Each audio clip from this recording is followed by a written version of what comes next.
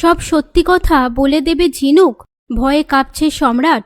সম্পূর্ণ জানতে হলে চ্যানেলটি সাবস্ক্রাইব করে ভিডিওতে লাইক দিয়ে দেখতে থাকুন।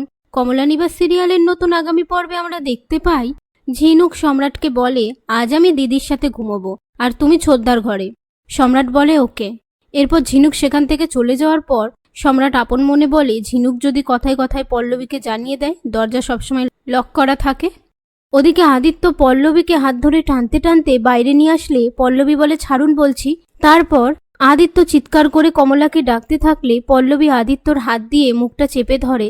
তখন আদিত্য বলে, আমি সব জানি, সবটা আপনি করিয়েছেন আমার এই অবস্থা, আপনি আমাকে হাসপাতালে নিয়ে যাবেন।